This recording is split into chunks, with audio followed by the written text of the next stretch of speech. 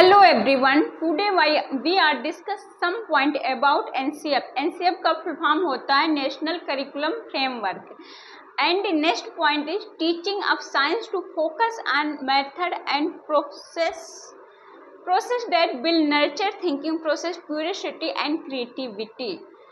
जो एनसीएफ है ना उसका फुल होता है नेशनल करिकुलम फ्रेमवर्क. इसके अंदर क्यूरियोसिटी यानी जिज्ञासा पे जोर दिया गया. टीचिंग ऑफ साइंस, ये साइंस का रोल क्या है. एनसीएफ साइंस के बारे में क्या कहता है. एनसीएफ कहता है teaching of science to focus करना चाहिए ऑन मेथड मीन्स होता है विधियाँ, एंड प्रोसेस मीन्स प्रक्रिया, दैट विल नर्चर मीन्स होता है निर्माण करे, थिंकिंग माने सोच, एंड प्रोसेस माने प्रक्रिया, क्यूरियोसिटी एंड क्रिएटिविटी, कुछ क्रिएटिविटी करे, कुछ नया करे. विज्ञान पढ़ाते समय वे विधियां प्रक्रिया प्रयोग में लाई जाएं जिनसे बच्चों की चिंतन प्रक्रिया, जिज्ञासा, रचनात्मकता को बढ़ाया जाए. यानी कि अगर हम बच्चों को साइंस पढ़ा रहे हैं तो हमको ऐसे प्रोसेस या ऐसे मेथड यूज में किया जाए जिससे बच्चों की क्रिएटिविटी या क्यूरियोसिटी बढ़े. और बच्चे जिज्ञासु होते ही हैं, क्यूरियस होते भी हैं, तो जिससे बच्चों को उनकी जिज्ञासा और रचनात्मक को इंक्रीज किया जा सके.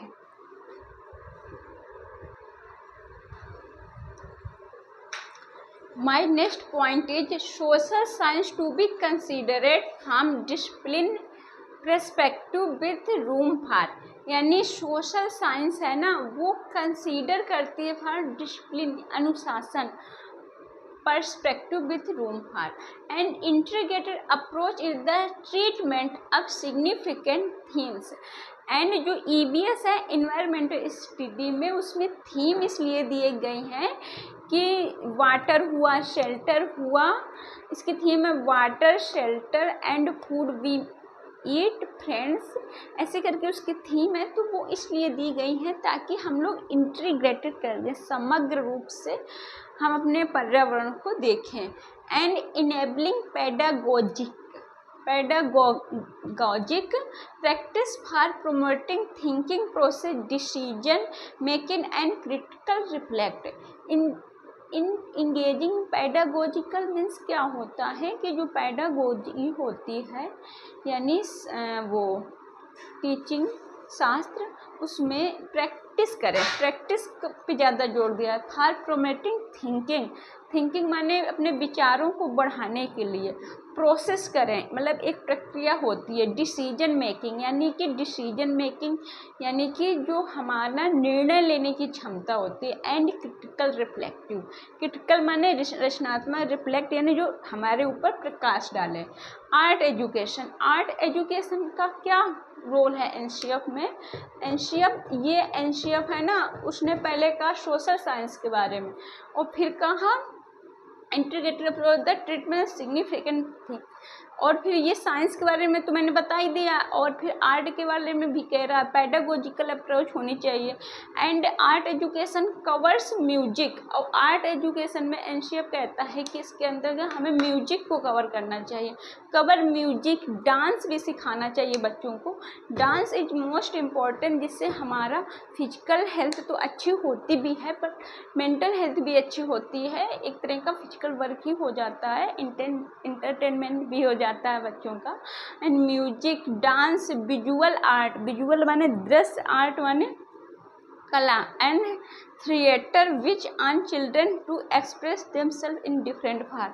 एंड उनको थिएटर भी कराना चाहिए. थिएटर मीन्स होता है नाट्य विधा में भी बच्चों को निपुण बनाना चाहिए जिससे उनका ओवरऑल डेवलपमेंट निखर करके आता है. And theatre which on children to express themselves in different form, जिससे बच्चे अपने को डिफरेंट फॉर्म में एक्सप्रेस कर सकें. एक्सप्रेस मीन्स व्यक्त कर सकें. डिफरेंट फॉर्म मतलब बच्चों को ओवरऑल होलिस्टिक डेवलपमेंट कराना चाहिए. 360 डिग्री में ओवरऑल डेवलपमेंट आ जाता है. होलिस्टिक डेवलपमेंट कराना चाहिए.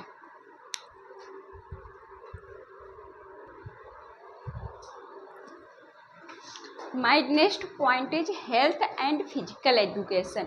हेल्थ एंड फिजिकल एजुकेशन भी बच्चों को देनी चाहिए। ये उतनी ही इम्पोर्टेंट है जितनी अदर एजुकेशन, आर्ट की, साइंस की, EVS की।